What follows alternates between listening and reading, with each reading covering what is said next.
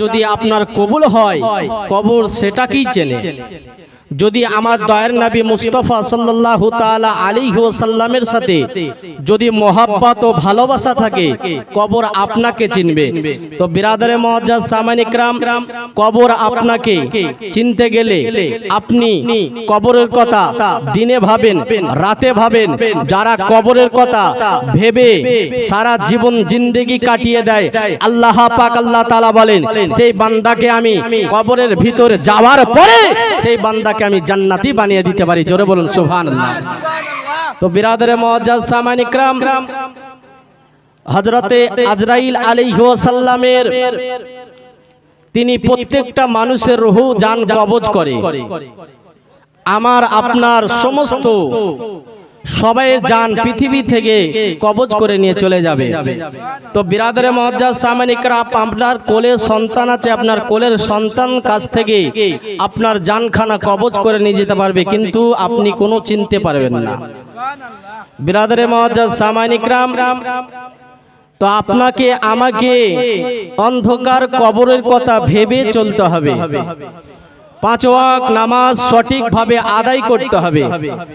বিরাদরে মুআজ্জাজ সামাইন ইকরাম, যার মধ্যে নবীর ভালোবাসা আছে, যার মধ্যে পীরের গৌস পাকের ভালোবাসা আছে, যার মধ্যে খাজা মাইনুদ্দিনের ভালোবাসা আছে, আল্লাহ পাক আল্লাহ তাআলা বলেন, যদি একটা আলেমের সাথে মোহাব্বত করো, আমার আল্লাহ পাক আল্লাহ তাআলা বলেছেন তারা আমার দয়ার নবীর সাথে মোহাব্বত করে। আমার ইমামে হাসানের ইমামে হুসাইনের সাথে মোহাব্বত করা মানে আমার রাসূলে পাকের সাথে মোহাব্বত করা। আল্লাহ পাক আল্লাহ তাআলা বলেন, যারা আমার মুস্তাফার সাথে মোহাব্বত করবে তারাই হবে জান্নাতি। জোরে বলুন সুবহানাল্লাহ। বিরাদরে মুআজ্জাজ সামাইন ইকরাম, তো আমরা পৃথিবীর বুকে আমরা অন্ধকার কবরে একদিন না একদিন যেতে হবে। বাবাজি, কাউরের ছাড় নাই, আমারও ছাড় নাই, আপনারও ছাড় নাই। বিরাদার, আমি যদি আলেম হয়, কেউ যদি মুফতি হয়, তাদেরও ছাড় নাই। পীরের বেটা যদি পীর হয়, গৌস পাক, খাজা পাক, কাউরের ছাড় নাই। পৃথিবীর বুকে অন্ধকার কবরে প্রত্যেকটা মুমিন মুসলমানকে অন্ধকার কবরে যেতে হবে। বিরাদারে মুআজ্জাজ সামাইন ইকরাম, তো আপনার জন্য আমার জন্য কাবা। আজকে বিরাদার, মক্কা শরীফের মুসলমানদের জন্য কাবা, মদিনা শরীফের মুসলমানদের জন্য কাবা, কলকাতার মুসলমানদের জন্য কাবা, আজকে আমেরিকার মুসলমানদের জন্য কাবা, আজকে বসন্তপুরের মুসলমানদের জন্য কাবা, আজকে ফিলিস্তিনের মুসলমানদের জন্য কাবা, আজকে সারা বিশ্বের মুসলমানদের জন্য কাবা। আর কাবার কাবাকে আমার নবী মুস্তাফা হলো কাবার কাবা।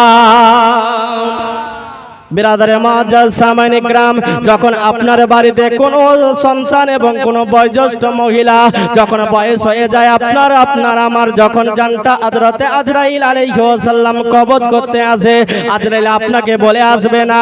আল্লাহ পাক আল্লাহ তাআলার যখন অর্ডার হয়ে যায়, আল্লাহ বলে, আজরাইল শোনো, তাড়াতাড়ি করে চলে যাও, ওই বান্দা বান্দির জানটাকে কবজ করে নিয়ে চলে আসো। বান্দা বান্দির জানটাকে কবজ করে নিয়ে চলে আসো।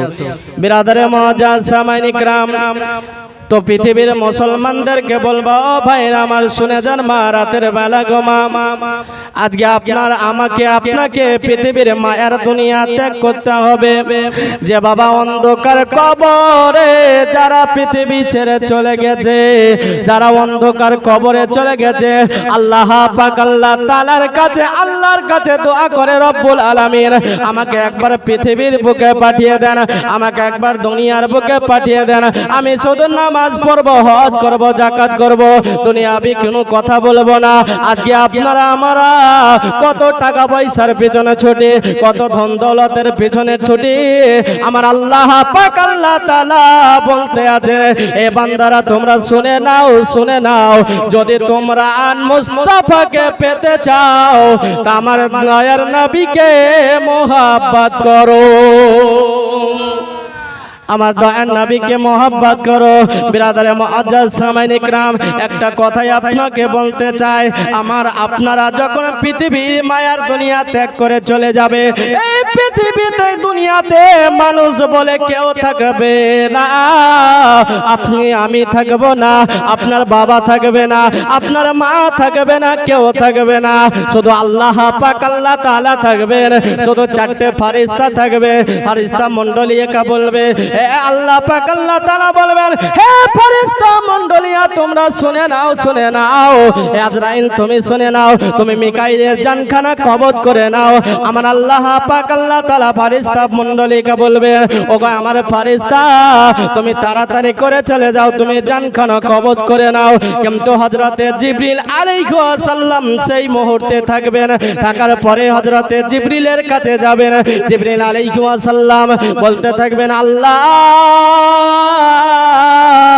সারা পৃথিবীর মানুষের জান কবজ করেছে, আমি জিবরিলের জান কবজ করবে এটা আমি কোনোদিন বাবা বিশ্বাস করতে পারি না।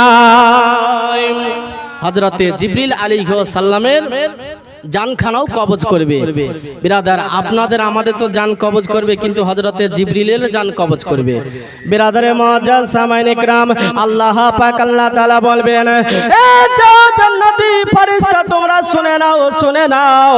সারা পৃথিবীতে কেউ নাই, সারা পৃথিবীর মালামাল হয়ে যাচ্ছে। আজকে পৃথিবীর মুখে কোনো মানুষ নাই, তোমরা চারটে ফেরেশতা আছো। হযরতে আজরাইলকে বলবে, আজরাইল শোনো, তুমি তাড়াতাড়ি করে চলে যাও, হযরতে জিবরিলের জানখানা কবজ করে নিয়ে চলে এসো। যখন বাবা এই কথা বলা হবে, হযরতে জিবরিল আলাইহিস সালামের জানখানা হযরতে আজরাইল আলাইহিস সালাম চলে আসবে না। আজরাইল বলবে, ও জিবরাইল তোমার জানখানা কোথা দিয়ে কবজ করব? কিন্তু আমার আল্লাহ পাক আল্লাহ তাআলা বলতে আছেন, যদি আজরাইলের হযরতে জিবরাইলের জান কবজ করা যদি মানুষ শুনতে পেত, তাহলে মানুষ বেহুশ হয়ে পড়ে যেত। যদি জানখানা কবজ করা দুনিয়ার বুকে শুনতে পেত, তাহলে মানুষ কত কষ্ট পেত। বিরাদার আজকে আমার আপনার মা আপনার যারা দুনিয়া থেকে বিদায় নিয়ে চলে গেছে, আজকে জননী মা তোমাকে ভালোভাবে সন্তান রূপে তোমাকে মানুষ করেছে, তোমাকে 10 মাস 10 দিন ধরে অতি কষ্ট করে লালন পালন করেছে। আপনি যদি মায়ের কোলে আঘাত দেন, মায়ের বুকে যদি আঘাত দেন, আমার আল্লাহ পাক আল্লাহ তাআলা বলেন, যারা মাকে মহব্বত ও ভালোবাসা করবে তারাই হবে জান্নাতে, তারাই হবে জান্নাতে। মা বাপ হলো একটা কিসেমের রব, তোমরা মা বাপকে মহব্বত করো। এ ভাইয়েরা আমার বসন্তপুরের মা বোনেদের বলে যায়, ওগো ভাইয়েরা আমার তোমরা তোমার স্বামীকে মহব্বত করো। আর আমার ভাইদেরকে বলবো, তোমরা বেশি বেশি করে মা বাপকে মহব্বত করো। মা বাপ দুনিয়াতে যদি না থাকে, দুনিয়া হলো অন্ধকার। আপনার মা নাই, বাবা নাই, আপনার দুনিয়া অন্ধকার হয়ে যাবে। কিন্তু বাবাজি, মা বাপ হলো একটা বট গাছের ছায়া, মা বাপ হলো একটা বট গাছের ছায়া। যদি আপনার মা বাপ পৃথিবী থেকে চলে যায়, তাহলে আর আপনাকে বেঁচে থেকে কোনো লাভ হবে না। বিরাদারে মুআজ্জাজ সামাইন ইকরাম, আপনাদেরকে বলবো, যতটুকু যদি আপনার বয়োজ্যেষ্ঠ মা যদি বেঁচে থাকে, তো মাকে মহব্বত করো, বাবাকে মহব্বত করো। বিরাদার মা বাপ যদি আল্লাহর কাছে দোয়া করে দেয়, আমার আল্লাহ পাক আল্লাহ তাআলা বলেন সেই ব্যক্তি হবে জান্নাতি। জোরে বলেন সুবহানাল্লাহ।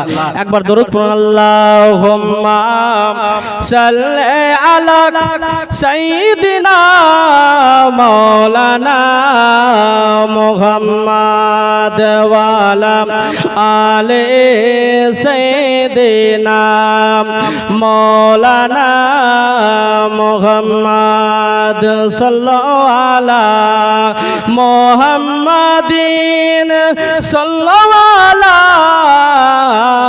মুহাম্মাদ হরদম ज़बान से निकालो पाक नामे मोहम्मद हरदम दम ज़बान से निकालो शफियाना मोहम्मद। एक बार हाथ उठिए बोलুন তো সুবহানাল্লাহ। এই সুবহানাল্লাহ বলে কোনো লাভ হবে বাবাজি? জোরে বলতে হবে, এইখান থেকে সুবহানাল্লাহ বলে যেন একবারে উড়হারের বুকে মানুষ যেন শুনতে পায়। জোরে বলুন তো, হাত উঠিয়ে বলুন তো সুবহানাল্লাহ।